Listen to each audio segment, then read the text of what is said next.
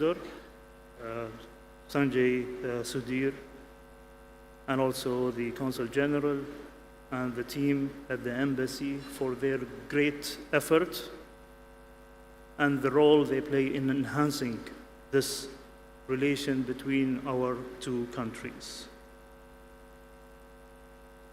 The UAE stands today at a pivotal moment in its economic journey. In 2024, our non-oil foreign trade reached an impressive of 816 billion US dollar. That is a growth of 14.6% on 2023 and almost 5 times the global trade growth average. And it is the third consecutive year in which we have set a new trade milestone, underscoring the success of our economic diversification strategy. But we are not stopping there. Under the directive of our leadership, the UAE is working towards doubling the size of our national economy by 2031. An ambitious yet achievable goal rooted in smart investments and future-focused policy. To achieve this vision, we are doubling down on high-growth industry sectors that not only support our non-oil trade goal, but also shape the future. High-growth industries such as artificial intelligence, renewable energy, advanced logistics, and digital infrastructure are crucial for the future of our economy.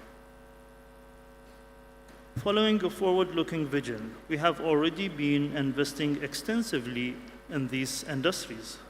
For example, the UAE has committed over 16.8 billion US dollar to renewable energy ventures across 70 countries, with a particular focus on empowering developing nations.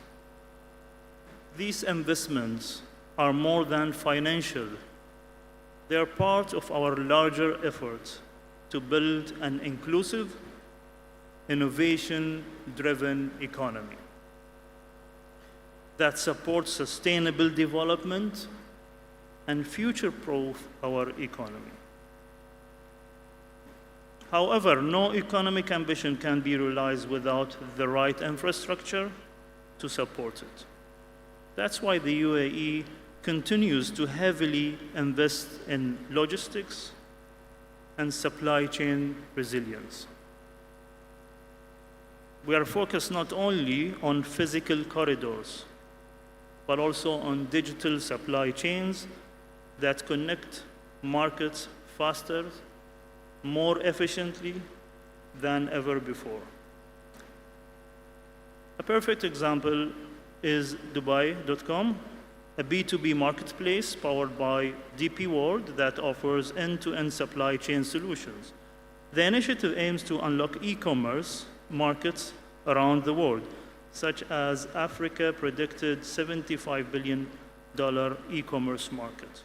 This innovation reflects our approach to trade, one where technology inclusivity and building resilience go hand in hand. The future, to further support these successful initiatives, the UAE has created an enabling environment through our open trade and investment policies. The UAE has pursued better trade links with its international trading partners through our comprehensive economic partnership agreements, or CEPA in short. In just over 3 years, we have concluded 27 CEPAs, tailored to reduce tariff, open service markets, and create better trade facilitation with our partners. Our first CEPA with India, which entered into force in 2022, was a landmark, and the relationship continues to flourish. Most recently, His Highness Sheikh Hamdan bin Mohammed Al Maktoum's visit to India witnessed the signing of MOUs across strategic sectors such as infrastructure, healthcare, and logistics, reinforcing the strength of our economic ties and the opportunities they unlock for our business communities. As we look forward and toward the future, the UAE remains steadfast in its commitment to being not only a global hub for trade and investment, but also a collaborative partner in shaping tomorrow's economy. So we understand that true economic growth doesn't happen in isolation. It happens through partnerships, through shared ideas, shared values, and shared ambitions. Forum like Lohana International Business Forum, where innovators, investors, and businesses from across the globe come together, are exactly the kind of platform that foster those essential connections. Whether it's unlocking the vast potential of renewable energy or building seamless digital supply chains, the UAE is not just open for business, we are open to building the future together. Thank you, and I wish you all a productive and collaborative session.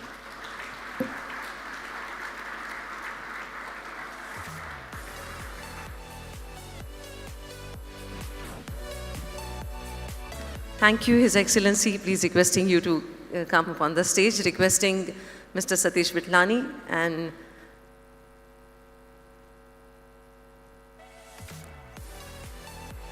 so please, Mr. Satish Vitlani will felicitate, and Mr. Subhash Bhai, please.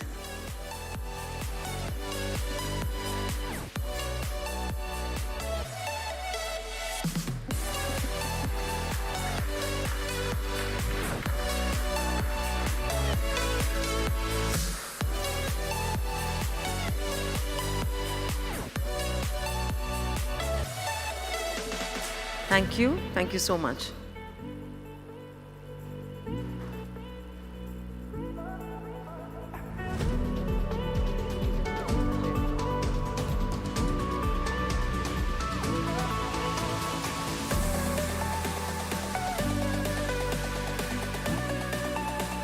This is Euro Exim Bank LIBF GCC Calling 2025, and this is the diary of Euro Exim Bank. You can use it till 26, and they are putting it on your table. If you want more, you can ask, and if you didn't get that, you can have it from the table outside of Euro Exim Banks. Friends, now I would like to invite Mr. Avishesh Bhojani. Mr. Avi Bhojani, Avi has a 40+ years career span, marketing, services, media, education, private equity, real estate, direct investment, and government sectors.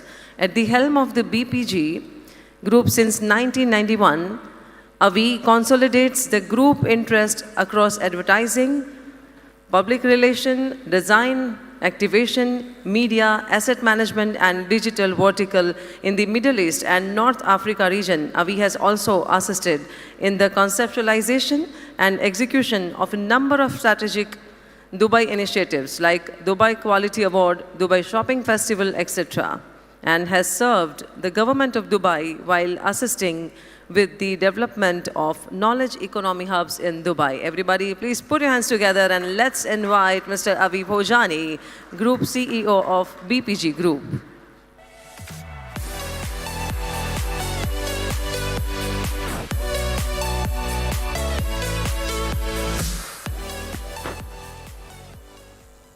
Jai Shri Krishna.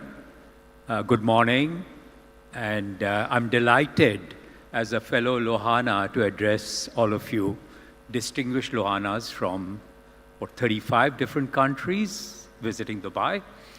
Bhale Padaria, welcome to Dubai. I think Dubai is an idea whose time has come. I thought so 37 years ago when I moved. My wife and I, she was in Silicon Valley and I was in New Delhi, and we decided to come to Dubai for 3 years. 37 years on, and I say, more as a talking point that, we're going to die in Dubai. We're all very happy. We had our 2 boys born in Dubai. We thought they're not going to come back. The elder one went to Yale, then Harvard Business School, came back to Dubai. The younger one went to Cambridge, came back to Dubai. Our daughter-in-law went to Wharton, came back to Dubai. The thing is, it's the spirit of Dubai, which is differentiated. I will not try and even endeavor to share data and other things. Aapne je samjhiye chhe, I'll try and say, which is that what is it that makes Dubai tick? And as a person who's helped build brands, I would try and touch upon the essence of this brand called Dubai.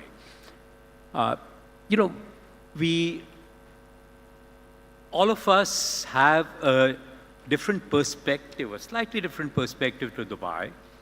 And as the going says, once you have water in Dubai once, the chances are you'll keep coming back, which is one of the essences on which we built this brand called the Dubai Shopping Festival, which was aimed at getting people to come and visit more and more often and convert that visitation into investments. And it worked reasonably well. But the essence of brand Dubai, the first bit is live and let live. There are people from 200 different nationalities, of scores of hundreds of cultures, living and coexisting very happily in Dubai. As long as you don't cross your limits and you know what your limits are, they let you be. So it's live and let live is one key aspect of the essence. Yes, it is the mecca of materialism, from the world's biggest shopping mall to the world's tallest building. There's a lot of materialistic achievements that Dubai shows, and most of us love it. It is the mecca of materialism. It is the city of gold. Gold is not just as a commodity, but as a mark of eternal value and excellence. Dubai is where larger-than-life dreams come alive. It's about making dreams come true. And there's a saying that the impossible takes a little longer. At this stage, let me try and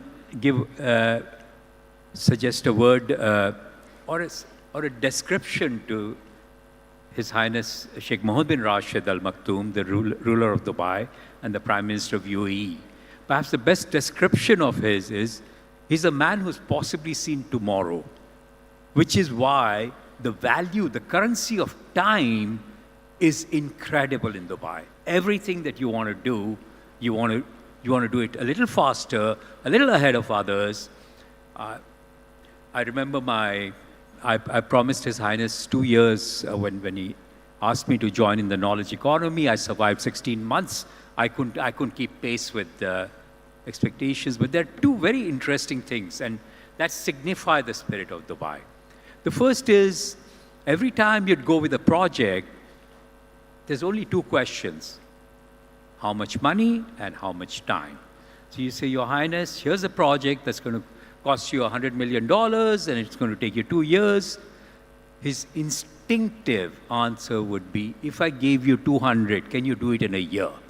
The essence is, anything that you can do a little faster, it doesn't matter if it's imperfect, it'll get perfect as you move along. But speed to market is critical. And that is something that has worked for Dubai, and that it seems to be the key attribute that's making a lot of businesses work today. Whether you look at today's crypto world, or you look at the internet world, or you look at any of the new technologies, it's all speed to market that seems to matter. And the second bit is, I say,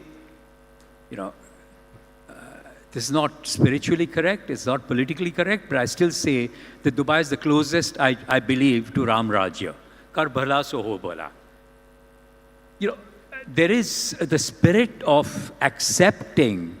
When you think about a country which has over 10 times its national population in the form of expats, and yet peaceful coexistence, it's those of you who've lived in Africa or continue to live in Africa have seen the adversities related to the challenges between the perception of what the nationals of that country and the guests of that country are. But in this country, you literally feel Atiti Devo Bhave. It's like the expat is treated with a lot of care and attention. My personal anecdotal, perhaps the only place in the world where the ruler, and when I used to attend meetings with His Highness, he would insist that Bhojani doesn't understand Arabic. My bad. I haven't learned Arabic in 37 years.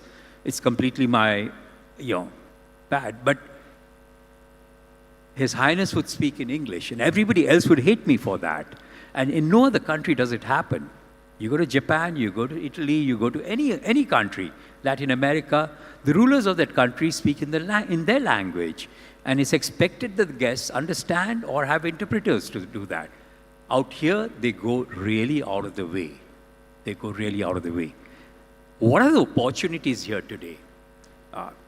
Certainly, there's a huge lifestyle opportunity. There are a lot of people who have businesses in all parts of the world who decide to live out of Dubai, and particularly if you have a business that can be controlled a little remotely by frequent visitations, this is possibly the best part in the world, best city in the world to live in. But more than that, in terms of business, I think the Lohanas are known to sniff opportunities. Dubai's entire business model is built on opportunity in adversity. So where you see adversity, an opportunity gets created. Whether it was the breaking of the Cold War, and all of a sudden the stans and the jans got created and they needed a place for consumption, or from Africa. So Dubai is always, or from the crisis of Ukraine and Russia, Dubai has always benefited. I think President Trump has started a trade war, and it's not going to go away that easily. What are the implications of that? The implications of this trade war, very simply, is that import and export will start becoming more politically driven rather than economically driven. It's not just the price of products, but it's where they're coming from and why they're coming in.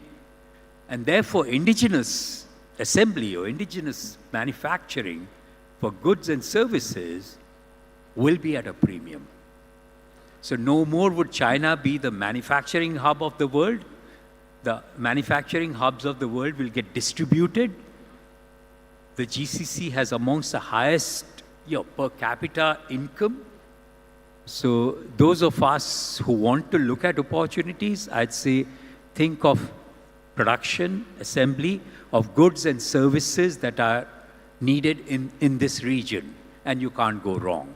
You really can't go wrong. With that, I think I'll close my few minutes of interaction. I'm available for any of you to ask any further questions if you want to. But I'm delighted that all of you have decided to come to Dubai and take Dubai a little more seriously. Ahlan wa sahlan, Jai Shri Krishna.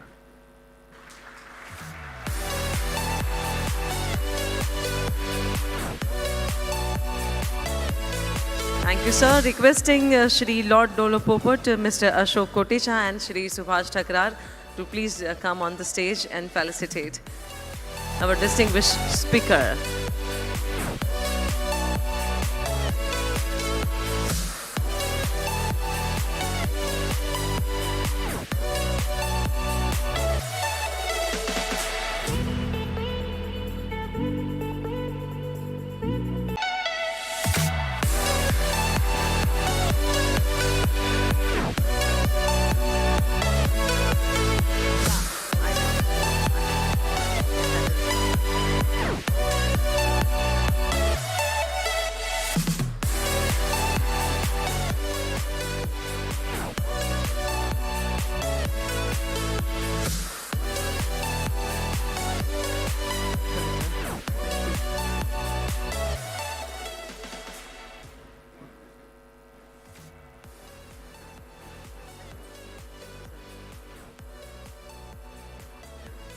Thank you, Mr. Bhojani. Thank you, everyone. Everybody sending message.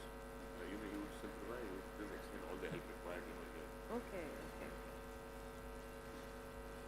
his message to all of us. Anyone can get help and guidance from him. They can directly connect to Mr. Avi Bhojani. Thank you, sir. Thank you once again. And now here, editor of Republic TV, Mr. Arnab Goswami, sent another video for all of us. Let's have a look on this AV. Arnab Goswami from Republic TV. And Republic TV is also telecasting this show in his channel, Mr. Arnab Goswami's video. Can we have an AV? Thank you. Ladies and gentlemen, distinguished guests, it is with immense pride and deep emotion that I stand before you today to speak about one of the most dynamic and rapidly evolving relationships of our times.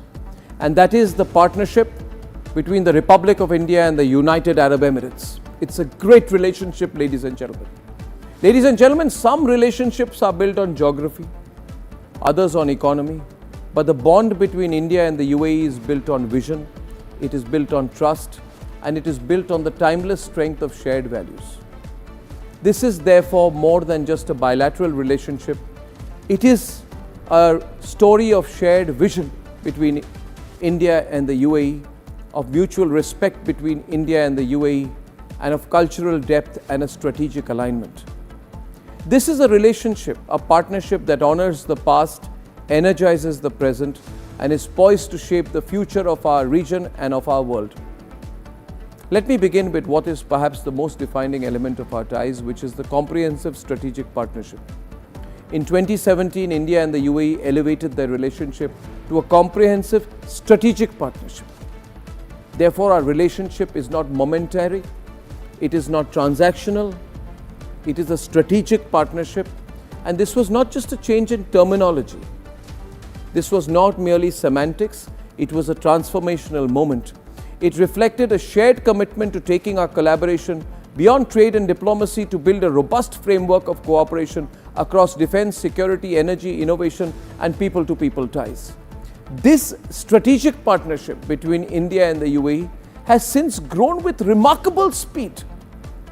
Driven by vision and warmth of our leaders, His Highness Sheikh Mohammed bin Zayed Al Nahyan and our Prime Minister, Honorable Prime Minister Narendra Modi ji, who share a genuine bond of friendship, trust, ambition, and brotherhood and fraternal spirit. This is so important. One of the most tangible outcomes of this deepening relationship is the extraordinary economic and trade cooperation.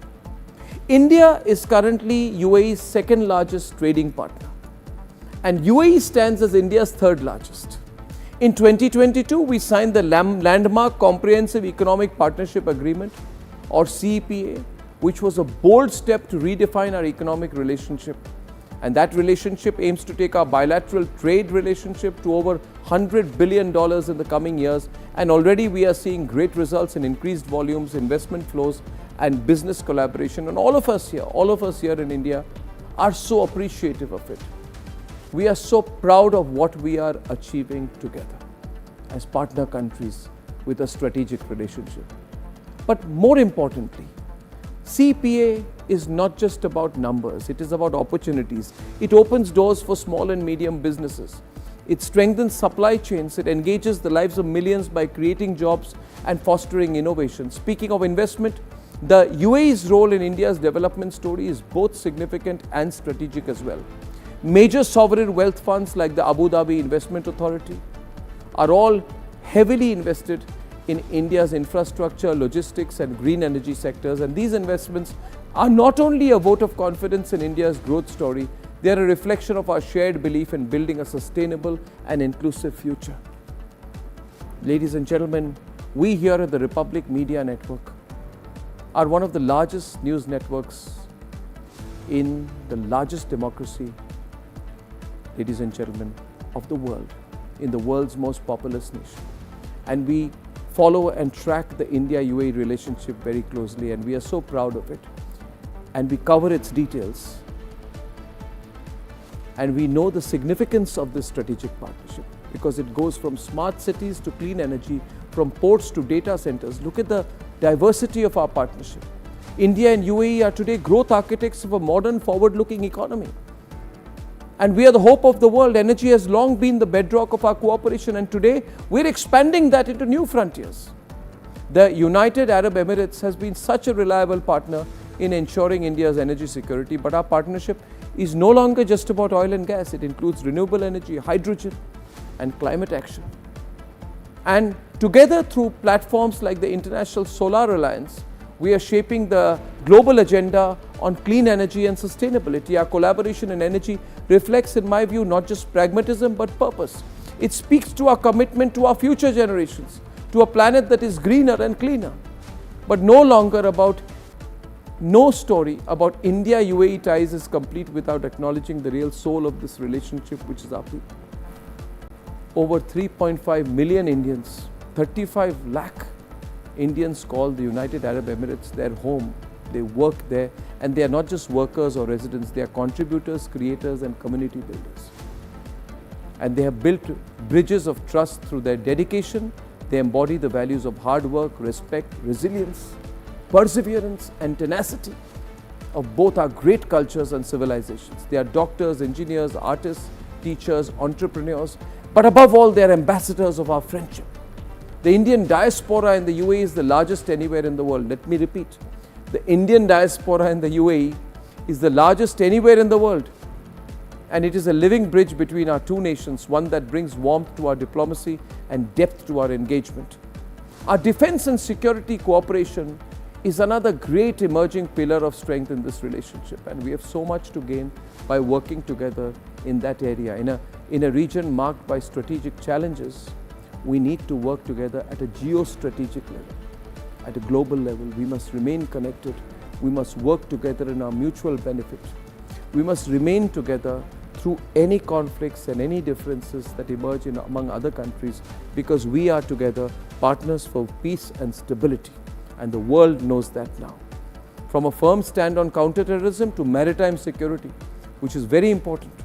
From intelligence sharing, which is only possible when there is deep trust, to joint military exercises. This is not just a superficial relationship, it is a tactical relationship, but it is not a transactional relationship.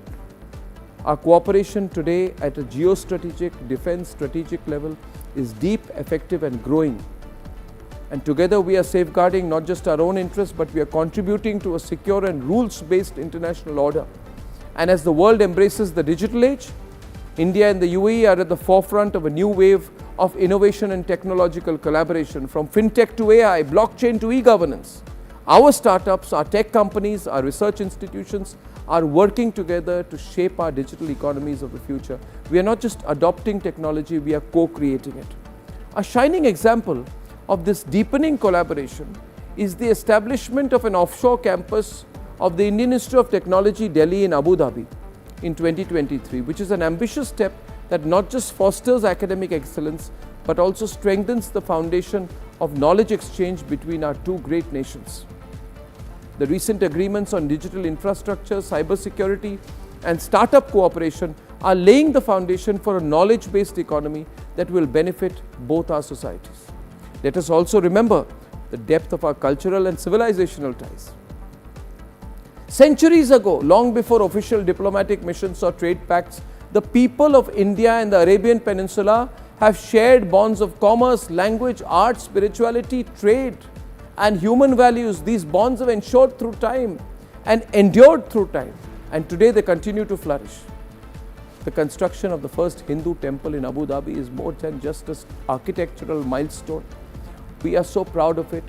We are so happy because we believe it is a symbol of the United Arab Emirates' openness, its embrace of diversity, and the shared cultural space that our two great civilizations have long occupied.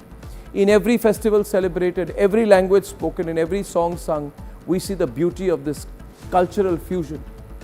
And finally, as global players, India and the UAE are taking their partnership to multilateral platforms, be it through G20, BRICS, COP28, I2U2 initiative with Israel and the United States.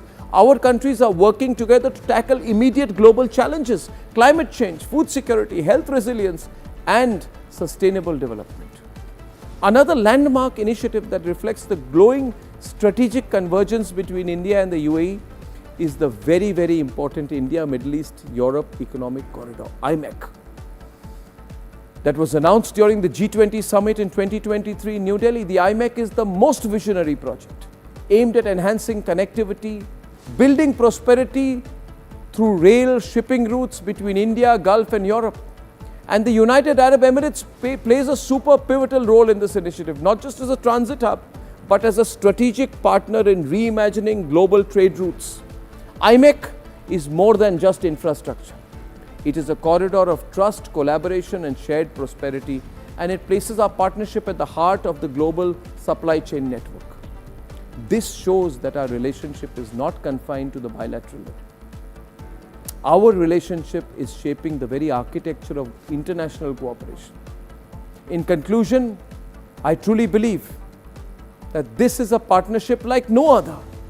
It's a partnership not defined just by transactions, but by transformation, not by diplomacy alone, but by destiny. A partnership that reflects the confidence of two nations, bold, young, ambitious, and ready to lead.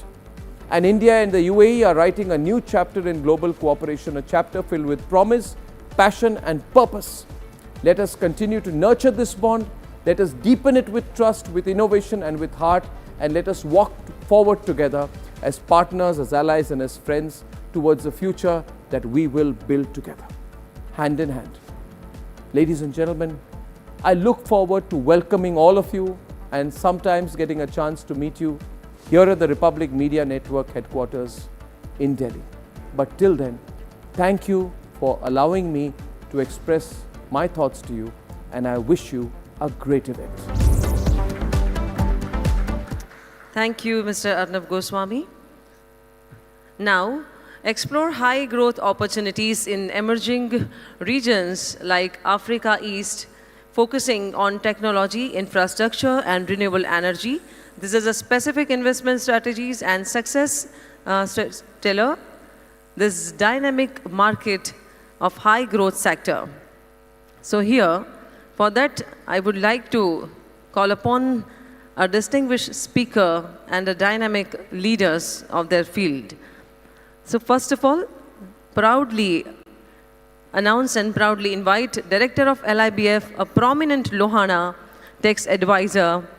He is Mr. Dinesh Kanabar.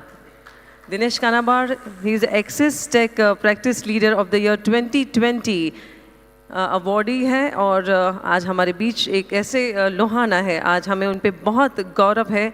ऐसे दिनेश कानाबार को हम यहाँ मंच पे आमंत्रित करने जा रहे हैं। He is a stalwart of the industry and has over the decades been recognized by his peers as amongst the top tax advisor in India. His ability to relate business strategies of clients to the tax and regulatory environment has been recognized as unique and has played a critical role in developing solutions of their clients. Mr. Dinesh Kanabar, everybody put your hands together and let's invite him on the stage, our Lohana and Director of LIBF.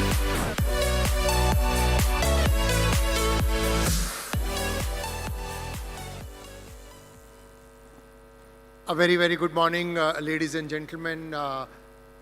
It's such a proud pleasure to stand here looking at a group of hundreds of community leaders, people who have made their mark in various fields of society, and talking to them about a subject which is so important, so critical, as to how does this community evolve and grab the most of the opportunities that exist.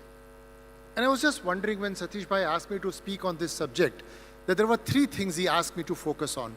One was the areas of technology, the areas of infrastructure and green energy, which are the fastest growing areas. And then we are looking at the three regions, which probably are the fastest growing regions. Africa, and I was looking at Mayur Bhai and others who have been doing yeoman's work there. And they are actually better placed than anybody else to talk about the opportunities in Africa, the Asia Pacific, and finally the Middle East. We have been hearing about Middle East from all the preceding speakers, and each one of them has been waxing eloquent about what opportunities exist here. But look at this fun fact. By the time I complete this sentence, 50 new people in Africa would have gone into internet. a reality situation. It's not just a startling statement, but a reality of a situation. We are looking at a continent where every single day, 50,000 new people log on to internet. And if that is not an opportunity, what is? The only thing which has changed is that earlier we used to look at Africa and gold beneath the ground. The gold is still very much out there, but it is the digital gold and it is there online, and it is for us to encompass. What I would like to do is over the next less than 10 minutes talk to you about a few lessons that I think I would like to leave with each one of you. So let me first begin with technology. You're looking at Africa, one of the youngest continent on earth, with 60% of the population which is under the age of 25 and experiencing a digital revolution of the type that many of us have seen in India. So forget traditional banking. In a place like Nairobi, mobile money transfers via a platform known as M-Pesa are now more common than cash itself. Transactions which are being processed by M-Pesa are almost equivalent to half of the GDP of Kenya. African startups have been attracting a lot of overseas investment, and more than $6 billion of venture capital has gone last year alone into fintech companies. And it's not just fintech. Fintech is just a name, but you have health tech, you have agriculture tech, you have e-commerce. Each one of them emerging as large opportunities for each one of us to look at.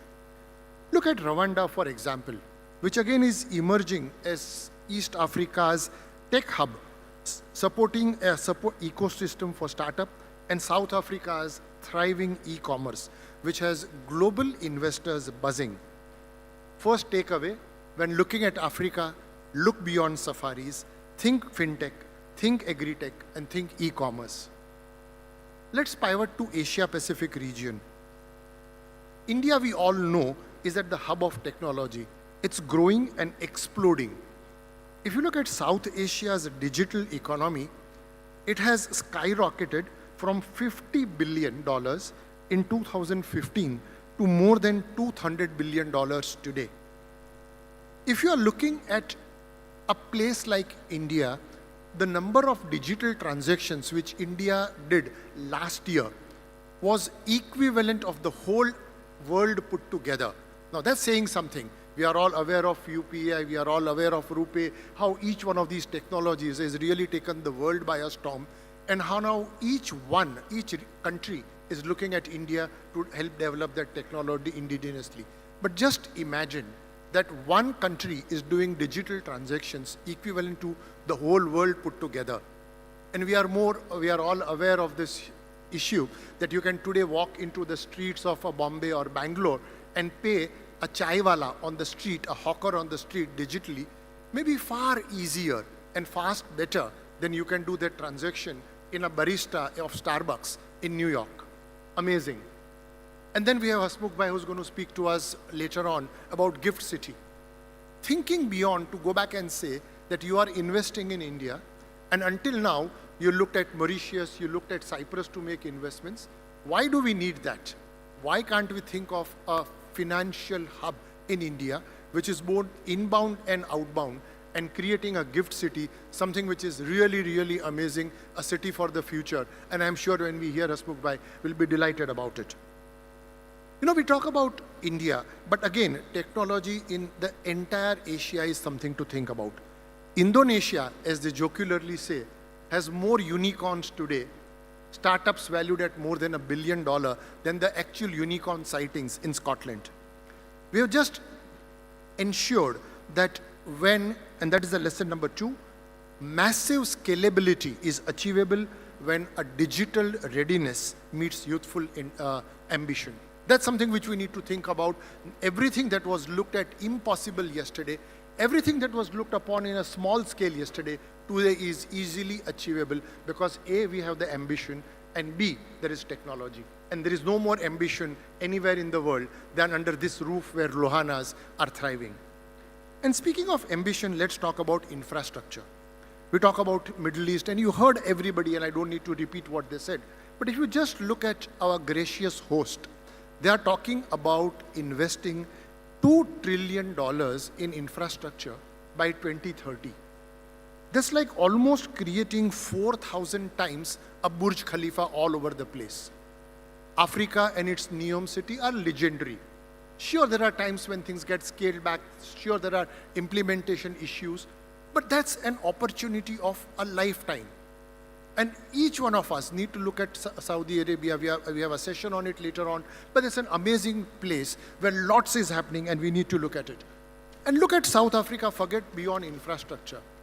Who would have ever thought 2 years ago, 3 years ago, that South Africa as a nation is going to host clubs which are going to play football, other sports, is going to host film festivals, is going to hold music festivals, something which we need to be alive to.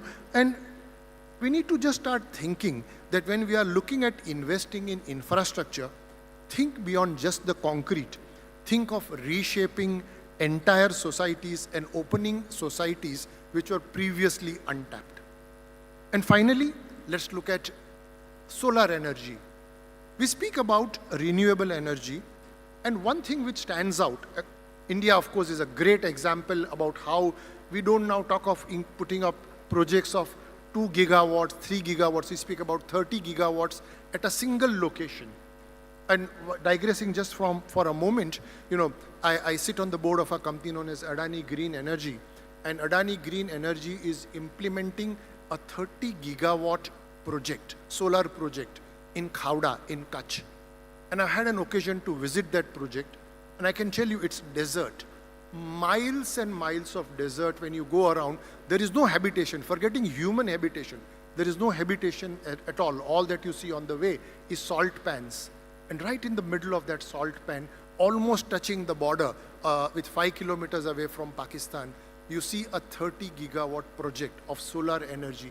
And you come back and feel proud as an Indian. But beyond that, look at Morocco. In Morocco, we have the Noor Ozaret Solar Complex, which is of the size, half the size of Paris. And what we thought earlier, that the sun rays for tanning, here is something which is lighting up billions of houses. That's what we are talking about. In Asia Pacific, the investment in solar is estimated to be about $200 billion. Right in Dubai, we are looking at renewables and a growth of over 300% in the next 5 years. Next lesson, renewable energy is not just ethical, it is big money and it is highly, highly profitable. Finally, ladies and gentlemen, let me just share a minute of my own journey. And there's a reason I may say this. I started out as a tax firm in India, and about 7 years ago came to the UAE because this country introduced VAT and introduced now corporate tax. And today, I can proudly say we are among the largest, if not the largest tax practice in this country. But that is not what I'm talking about. The point I just wanted to make to you is that the early bird catches the worm. We came here, and when we came here, people laughed to say, here is a country which is a tax haven. Are you sure you want to have a tax practice here? It is simply that we saw an opportunity, leapt into it, and moved ahead with it. And that's the point I would like to leave with you. As they say, the early bird catches the worm, and the second mouse catches the cheese. That's for all of us. We saw yesterday when Shubhas Bhai showed us the video about how the Lohana community has always been at the forefront of innovation, have been always never shy of moving countries, moving continents, and making most of the situation. All that I would urge is, here are opportunities waiting for us. It's for us to dive into those opportunities and make the most of it. Thank you all so much.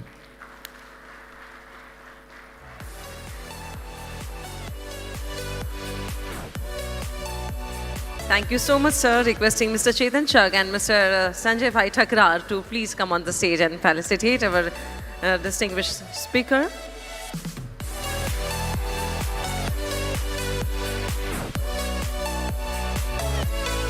Mr. Chetan Chugh and Mr. Sanjay Thakrar. Mr. Sanjay Thakrar, please come and join us for the felicitation of our esteemed speaker. Okay. Son of Mr. Sanjay Thakrar.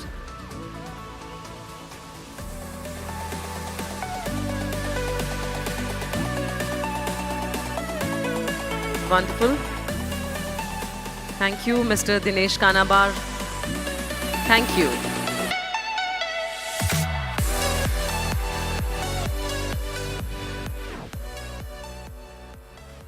Now I would like to invite one another very proud Lohana, Dr. Hasmukh Adhia. He is an officer of Indian Administrative Service who retired on 30th November 2018 as Union Finance Secretary and Revenue Secretary in Government of India.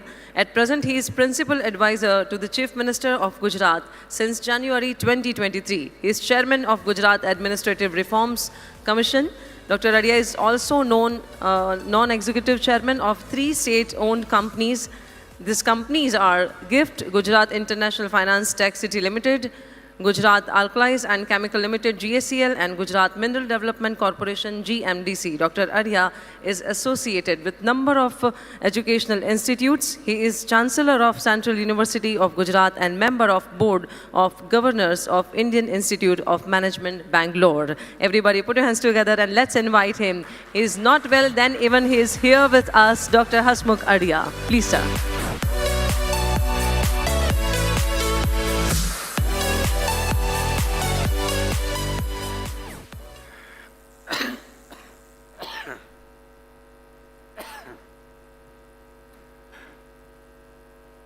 My apologies to begin with because of my cough and cold condition and bad throat. I may not be able to speak as much as I'm expected to speak. In this conference, I've got the largest slot in terms of minutes. They tell me to speak for 30 minutes, which is impossible for me to do. But I'll try to cover the subject in as short time as possible. The President of Lohana Mahaparisad, Satishbhai Vitlani, Vijaybai Karya, Harishbhai Pawani, and other distinguished directors of Lohana Mahaparisad as well as LIBF.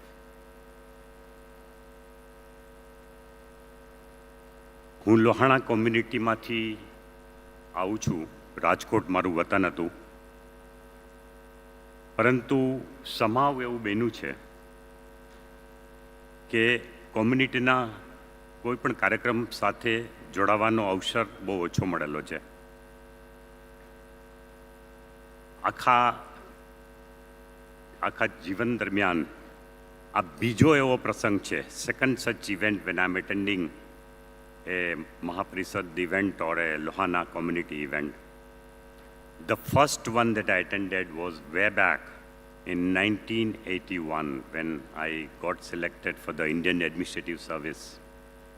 And at that time I remember the Lohana community of Rajkot, they had organized a felicitation function. So that was the only time when I had associated myself with the community event. And this is the second one. But what a sea change I see in the community's progress, the community's thinking, and the community's networking ability. I see in today's audience the who's who of the entire world sitting here from so many countries. We have a youngest member of parliament sitting here from UK. We have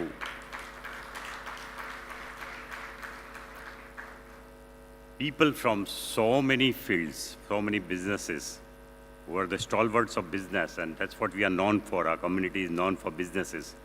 So they're all here. I'm very impressed with the gathering. I'm also impressed with the way the event is organized.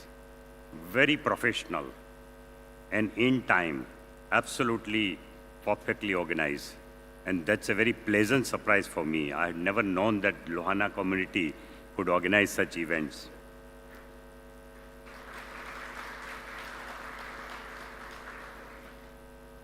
Normally our community is good at giving donations, making charities, looking after certain educational institutions, boardings, schools. But whoever has thought about having this event, LIBF, networking for business, that's very important. And I think this has made all the difference. So I'm told this is the third such event. But whoever has really thought about organizing such an event every year, that's a remarkable innovation in Lohana community. I have seen that all other communities have got their own business wings. Like Jains have got JITO, Jain International Trade Organization. Patels also have got their own business networking events every year all over the world. So similarly, I'm glad that Lohana community has taken this initiative and it is organized here.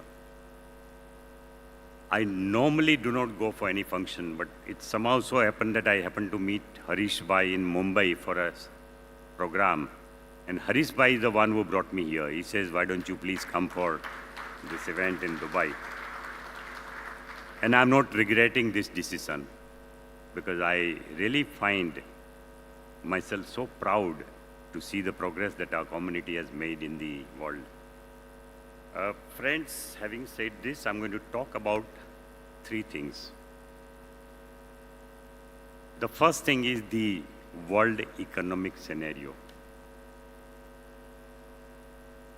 The second thing I'm going to talk about is the Indian economy. And the third thing I'm going to talk about is the gift city. Only three topics I want to cover. As far as the world economic scenario is concerned, it's a matter of little concern for all of us, and we are all aware of this. Because of the strong headwinds coming from the USA, the world is not going to be the same again. It is going to change. There would be changes in the trade pattern, in the economic progress trajectory, in the way people deal with each other, in the amount of trust or distrust that it is going to create among countries. The world is going to be a different place now. And all of us who are the business people have to worry about it. And we have to take steps to calibrate our strategy in line with the way the world is moving forward. We have to be very quick in our strategy. And please understand this, it's going to be different. All the countries are worried about it. There would be solutions, of course. But again, we cannot expect that we will go back to the original free trade world where there was a trust, there was a generosity shown by various countries, there was economic diplomacy being used by people to forge ties. We're not going to go back to the same old world. Talking of India in the midst of such global headwinds, India is a very bright spot, fortunately, for us, for three reasons. There are three reasons why India is a bright spot. One is the domestic demand of India is so strong. Fortunately, we are not so much dependent on foreign trade for our economic growth. We have a strong domestic demand, and which is what is driving the businesses there. And that's why we are getting a lot of foreign direct investment coming into India. It is only to cater to the local demand. This will really do us good for next several years, the domestic demand. The second reason why we are going to be better off than the rest of the country is the several progressive economic policies which are enunciated by the government. For example, GST was one of them. I had an occasion to I was the finance secretary of India when this GST reform was introduced. And I was instrumental in bringing that reform.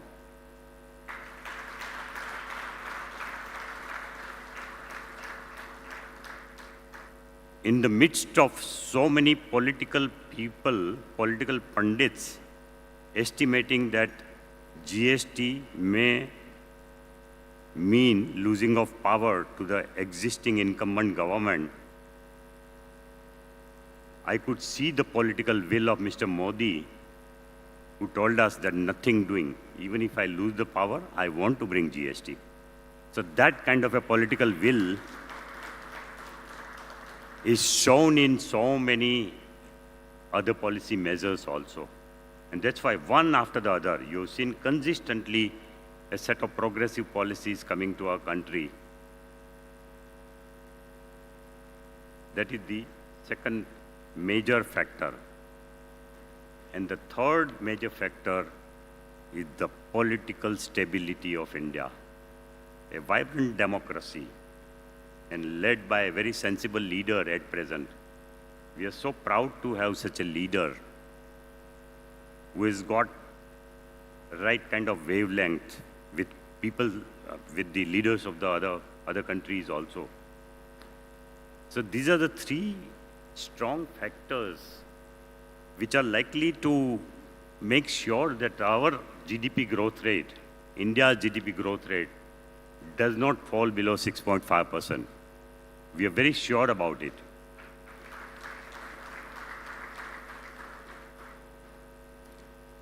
My third topic, the GIFT City. I'm not sure how many of you know about GIFT City, but let me tell you that GIFT City is coming out of the vision of our Honorable Prime Minister, where he wants that all the offshored economic activities of banking, investment, fund management are brought to onshore in the Indian coast. So way back in 2006, it was conceptualized. It actually started operation in 2015, GIFT City. And it's a special economic zone, IFSC, International Financial Services Center. It is, you can say, more or less modeled on the IFSC of Dubai and other financial services center.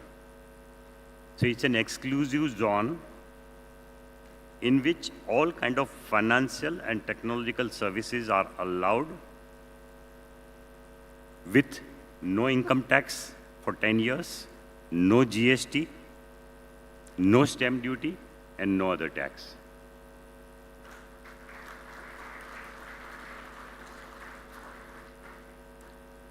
Gujarat is a prohibition state, so we don't allow consumption of liquor in Gujarat.